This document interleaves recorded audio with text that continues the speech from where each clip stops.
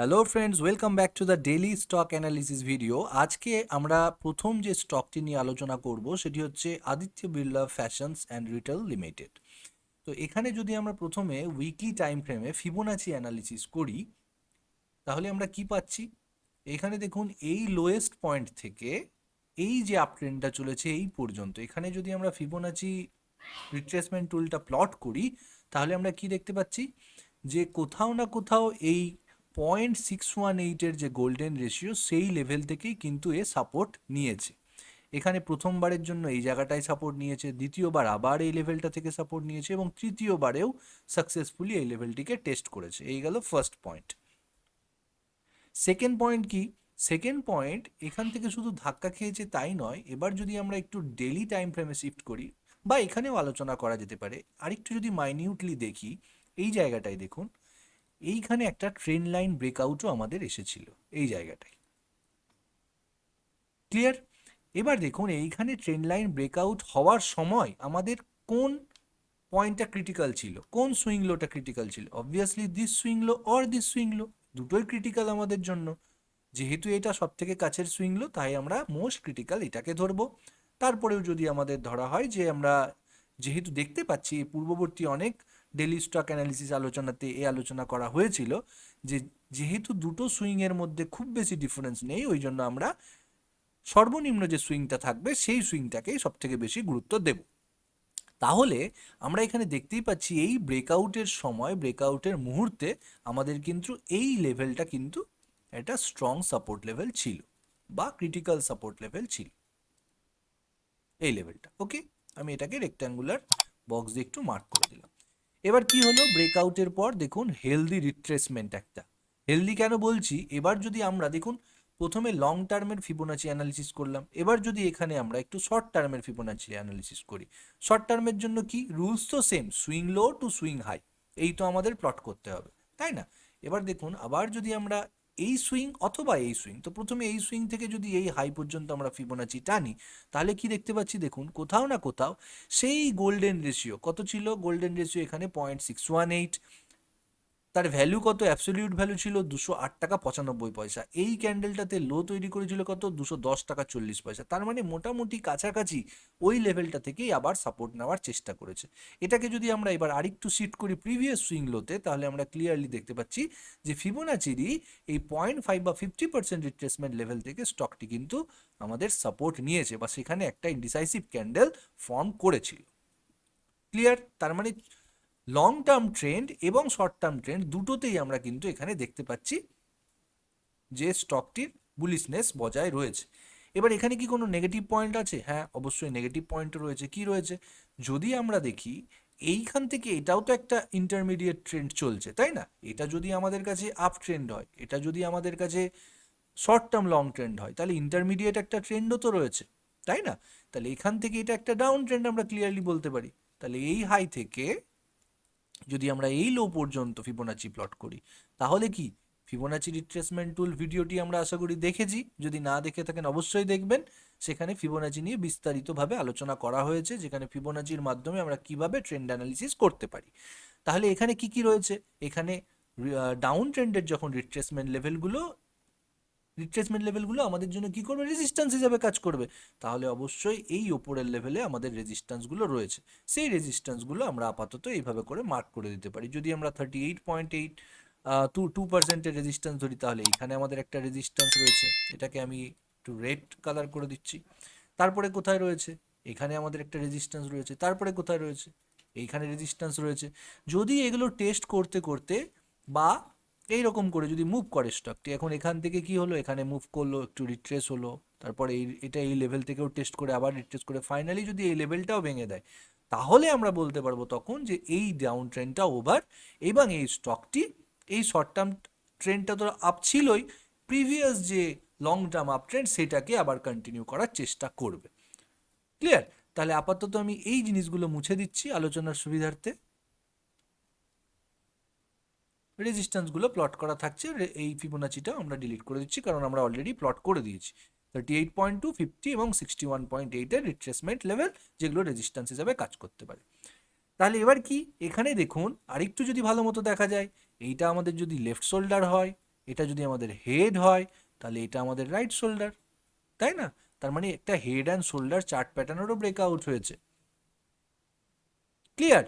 তারপরে রিট্রেসমেন্ট, যেটা Fibonacci level অনুযায়ী হয়েছে এই সুইং বা এই সুইং থেকে, এবং তারপরে আবার হায়ার হাই ফরমেশন করার চেষ্টা করছে, এখনো কিন্তু করেনি। এই জাস্ট লাস্ট কাজটা বাকি রয়েছে, যাতে করে এখানে একটা ট্রেন্ড লাইন ব্রেকআউটের 1 2 3 ব্রেক ট্রেন্ড চেঞ্জ মেথড সেটাও সম্পূর্ণ করবে, এবং অবশ্যই এই যে ভ্যালিড ইনভার্টেড হেড অ্যান্ড শোল্ডারটা ফর্ম করেছিল তারও আবার ডাবল কনফার্মেশন আমাদের হয়ে যাবে। কোথায় হবে? এই হাইটার ওপরে। তাহলে এই জন্য স্টকটিকে আমরা অবশ্যই ওয়াচ লিস্টে অ্যাড করব, এবং আমাদের ক্রিটিক্যাল সাপোর্ট সেই অর্থে হবে বা সেই ক্ষেত্রে হবে কোথায়? এই জায়গাটায়, কারণ এটাই আমাদের আপাতত সুইং, নিয়ারেস্ট সুইং লো। ক্লিয়ার? এবার যদি আমরা এখান থেকে ডেলি টাইম ফ্রেমে শিফট করে যাই, ডেলি টাইম ফ্রেমে আর কিছুই নয়, দেখুন বেশি কিছু বলার নেই। এখানে আমাদের যে উইকলি টাইম ফ্রেমের ব্রেকআউটটা, এই ক্যান্ডেলটা, এখান থেকে রিট্রেসমেন্ট। এবার দেখুন এখানে জাস্ট একটা পয়েন্ট বলার, সেটা কি, এখান থেকে যদি আমরা একটা ট্রেন্ড লাইন টানি বা একটা জোন টানি এরকম করে, এই হচ্ছে আমাদের কিন্তু একটা সাপোর্ট লেভেল, তাই না? একটা আপস্লোপিং ট্রেন্ড লাইনের জোন আমরা বলতে পারি এটাকে, এরকম করে। তাহলে এইখানে এখানে ধাক্কা খেয়েছে, এখানে ধাক্কা খেয়েছে, এই দুটো টাচ দিয়ে আমরা তৃতীয়বারেও দেখেছি এই জায়গাটা থেকে সাপোর্ট নেওয়ার চেষ্টা করেছে। শুধু সাপোর্ট নিয়েছে কি তা না, তার সাথে কি করেছে, তার সাথে দেখুন এখানে যদি আমরা আবার ডাউন ট্রেন্ড লাইন টানি এখানে একটা, তাহলে এইখানে একটা কি, এই ডাউন ট্রেন্ড লাইন এবং এই ডাউন ট্রেন্ড লাইন বা ডাউন স্লোপিং ট্রেন্ড লাইন, এই দুটো সরি, এইখানে দেখুন, এইখানে আমাদের একটা কি, ফলিং ওয়েজ চার্ট প্যাটার্নও ব্রেকআউট হয়েছে, তাই না? তাহলে এত কিছু কনফার্মেশন আমাদের কাছে রয়েছে। এবার আমাদের জাস্ট কি দরকার, এখানে অনেক কনফার্মেশন রয়েছে, আমরা অলরেডি হয়তো এন্ট্রি নিয়ে ফেলেছি যারা নেওয়ার বা যারা টেকনিক্যালটা খুব ভালো মতো করে ফলো করেন। লাস্টই যে যত তাড়াতাড়ি এই রেজিস্ট্যান্সটা, কারণ ব্রেকআউটের পর এখান থেকেই আমাদের ডাউন মুভটা এসেছিল, এই রিট্রেসমেন্টটা, যত তাড়াতাড়ি এই লেভেলটা রিক্লেম করতে পারে, এর উপরে ট্রেড করতে পারে, তত তাড়াতাড়ি ততই আমাদের জন্য, মানে এই বুলিশ রিভার্সাল চার্ট প্যাটার্নটা তত তাড়াতাড়ি আমাদের কার্যকরী হবে, এবং আমরা সেই মতো আমাদের ট্রেডটা প্ল্যান করতে পারি।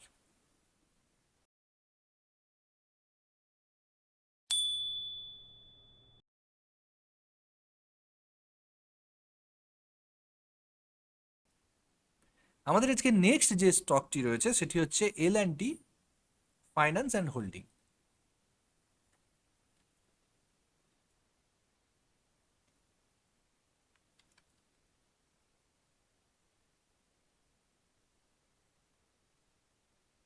তো L&T ফাইন্যান্স অ্যান্ড হোল্ডিংয়ে প্রচুর কিছু ড্র করা রাখা হয়েছে। এখানে আমরা আলোচনা করেছিলাম যতদূর সম্ভব রিট্রেসমেন্ট, ক্রিটিক্যাল সাপোর্ট থেকে সাপোর্ট নিয়ে আবার ফার্দার আপ মুভ। আমি আগেকার সব কিছু ডিলিট করে দিচ্ছি। এইখানটায় দেখুন, এইখানে আমরা, এইটা আমাদের কি, লং হোয়াইট ডের হাইয়েস্ট পয়েন্ট এবং ক্লোজিং একটা কি রেজিস্ট্যান্সের কাজ করে, তাহলে এটা একটা রেজিস্ট্যান্স জোন। এই গেল ফার্স্ট পয়েন্ট। আরও যদি আমরা একটু এবার ক্লোজ টু ক্লোজ বেসিসে যদি রেজিস্ট্যান্স লাইন প্লট করি, তাহলে আমরা কি পাবো, যে এই রেজিস্ট্যান্সের কিন্তু ব্রেক হয়ে গেছে এই। ওকে, তাহলে আমাদের একজন টেকনিক্যাল ট্রেডার, বা যদি আমরা একটু ডাবল কনফার্মেশন ট্রেড করতে ভালোবাসি, অবশ্যই এই লেভেলটাকে পুরোপুরি ওভারকাম করবে, বা এই জোনটা, এই যে ওভারের রেজিস্ট্যান্স আপাতত রয়েছে সেই জোনটার উপরে যদি ট্রেড করতে থাকে বা কোনো একটা ক্যান্ডেল কমপ্লিট করে, তাহলে এই ব্রেকআউটটা আমাদের ভ্যালিড বলে ধরে নেওয়া হবে, এবং সেই মতো আমরা আমাদের ট্রেড প্ল্যান করব। নিয়ারেস্ট সুইংগুলো এক্ষেত্রে আমাদের হয়তো ডেলি টাইম ফ্রেমে একটু বুঝতে অসুবিধে হতে পারে। ডেলি টাইম ফ্রেমে আমাদের এত বড় সুইংগুলো পাচ্ছি আমরা এত দূরে, তো এখান থেকে আমরা একটু ছোট টাইম ফ্রেমে শিফট করে নিজেদের মতো কোনো ব্রেকআউট বা দেখে, যেমন এখানে দেখুন এগুলো পারফেক্ট একটা সুইং সব, ঠিক আছে? তো এগুলোকে আমরা সুইং ধরে চলতে পারি, এবং সেই মতো আমরা আমাদের ট্রেডটা প্ল্যান করব। আমাদের নেক্সট যে স্টকটি রয়েছে সেটি হচ্ছে বিপিসিএল।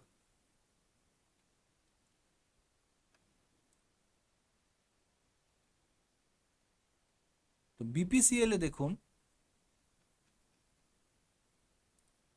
বিপিসিএল এখানে ক্লিয়ার একটা ট্রেন্ড লাইন ব্রেকআউট রয়েছে। এই হচ্ছে আমাদের trend line, down sloping trend line, খুব সুন্দর করে এখানে টাচ হয়েছে। সরি, এইখানে এরকম কেন হচ্ছে, এইখানে আমাদের টাচ হয়েছে, এইখানে আমাদের টাচ হয়েছে, এইখানেও দেখুন মাইনিউটলি এই জায়গাটা তো থার্ড টাচটা করেছিল। এবং এই জোনের কোথাও না কোথাও আমরা একটা ব্রেকআউট দেখতে পাচ্ছি, এই জোনটার, এই রেজিস্ট্যান্স জোনটার। এবার এখানে যদি এখান থেকে আমরা যদি আরও একটা ডাউন স্লোপিং ট্রেন্ড লাইনটা নিয়ে এইরকম করে দেখুন, এই জায়গাটা থেকে এইরকম, তাহলে এটাও একটা ক্লিয়ার একটা ফলিং ওয়েজের আপওয়ার্ড ব্রেকআউট হয়েছে। এবং শুধু কি তাই, এখান থেকে দেখুন আরও ইন্টারেস্টিং ব্যাপার হবে একটা, যতদূর মনে হচ্ছে ছোট টাইম ফ্রেমে দেখে, এখানে দেখুন যদিও খুব রেগুলার নয়, তাও আমরা বলতে পারি এই দুটো বটম দিয়ে আমরা একটা লেফট শোল্ডার বলতে পারি, এই দুটো বটম দিয়ে। এইটা আমাদের যদি হেড হয়, এটাকে আমরা রাইট শোল্ডার বলতে পারি, যদিও পারফেক্ট নয়, ক্লাসিক নয়, কিন্তু কোথাও না কোথাও আমরা দেখতে পাচ্ছি যে এখানে কিন্তু একটা খুব সুন্দর রেজিস্ট্যান্স, মানে বেস ফরমেশনের পর বা রাউন্ডিং ফরমেশনের পর দেখুন একটা রাউন্ডিং ফরমেশন এই, এবং তারপরে আমাদের কোথাও না কোথাও একটা রেজিস্ট্যান্স ব্রেকআউট হয়েছে। ওকে, তাহলে আমরা অবশ্যই আজকের ক্যান্ডেলের হাইয়ের উপরে যদি ছোট টাইম ফ্রেমে অন্তত সাস্টেন করে, ছোট টাইম ফ্রেম বলতে প্রত্যেকবার বলা হয় 15 মিনিট বা আওয়ারলি টাইম ফ্রেমে, তাহলে আমরা নিয়ারেস্ট সুইং লোকে ধরে আমরা আমাদের ট্রেডটা প্ল্যান করতে পারি। আমাদের আজকে নেক্সট যে স্টকটি রয়েছে সেটি হচ্ছে MFSL।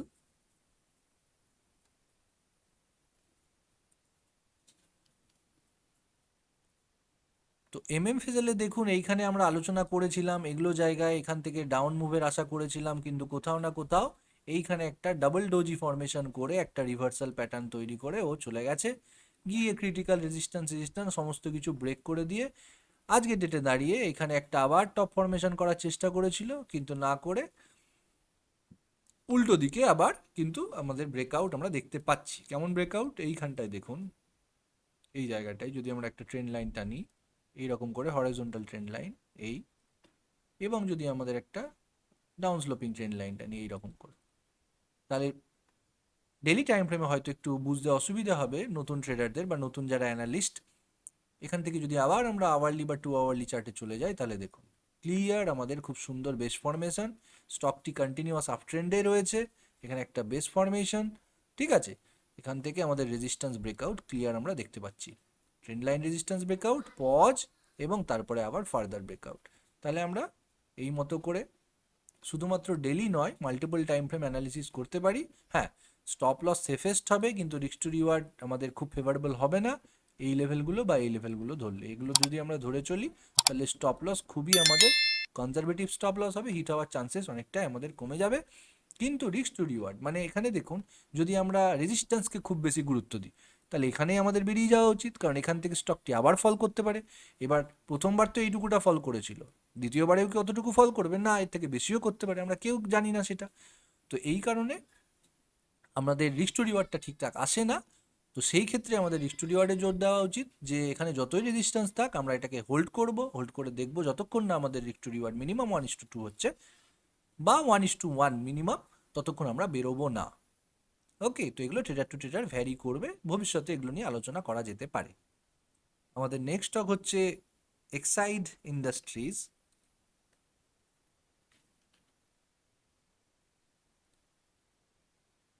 তো এক্সাইড ইন্ডাস্ট্রিজেও দেখুন সেম ফরমেশন, বেস ফরমেশন আমরা দেখতেই পাচ্ছি। তো এখানে ব্রেকআউটটা কদিন আগে আমাদের হয়েছিল, কিন্তু ব্রেকআউটটা না কনভিনসিং নয়।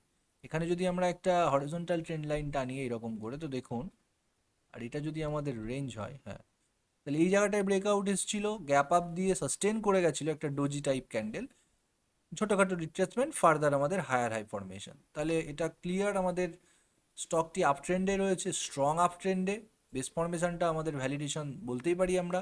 তাহলে এই হাইটা বা এই ক্রিটিক্যাল পয়েন্টটারও উপরে সাস্টেন করে গেছে আজকে, নিয়ারেস্ট সুইং লোকে আমরা ক্রিটিক্যাল সাপোর্ট ধরে আমরা আমাদের ট্রেডটা প্ল্যান করতে পারি। আমাদের নেক্সট স্টক হচ্ছে ডিকসন।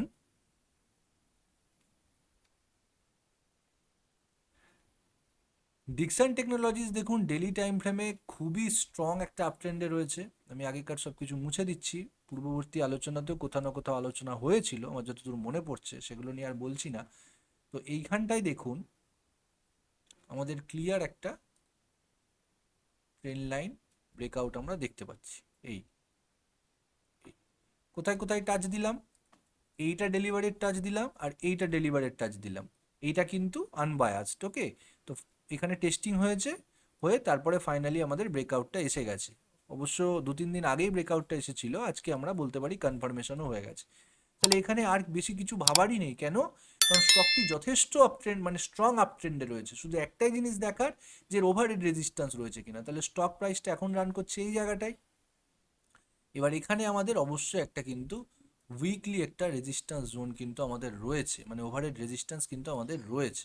তাহলে এই ছোট্ট রিস্কটা আমরা মাথায় রেখে আমরা কাজটা করব। এবার এই রেজিস্ট্যান্স দেখে কোনো ট্রেডার ট্রেড নেবেন কি নেবেন না এটা তার ব্যক্তিগত ব্যাপার এবং তার নিজের অ্যানালিসিসের ওপর ডিপেন্ড করবে। Okay, we all are learning here. তো আমরা কারো কথা শুনে কখনোই কোনো রকম ট্রেড ডিসিশন নেব না, ট্রেডিং বা ইনভেস্টমেন্ট ডিসিশন। ওকে, তো এখানে দেখুন যদি আমরা এখানে ট্রেড প্ল্যান করার কথা ভাবি তাহলে নিয়ারেস্ট সুইং লো এই তো হচ্ছে আমাদের ক্রিটিক্যাল সাপোর্ট, ব্যাস। আর কি, এরকমভাবে আমরা আমাদের অ্যানালিসিসগুলো করব, অ্যানালিসিসগুলো নিজে করার চেষ্টা করব, শিখবো, রোজ শিখবো, প্রতিদিন চার্ট দেখবো, প্রতিদিন চার্ট অ্যানালিসিস করব। এবং অবশ্যই যদি আমাদের এই সিরিজটি ভালো লাগে তাহলে আমাদের চ্যানেলটি সাবস্ক্রাইব করবেন এবং আপনার মূল্যবান মতামত দিয়ে আমাদের আরও মোটিভেট করবেন। তো আজকের মতো এই পর্যন্তই, দেখা হবে পরবর্তী ভিডিওতে। ততক্ষণ পর্যন্ত ভালো থাকুন, সুস্থ থাকুন এবং শিখতে থাকুন। Thank you very much.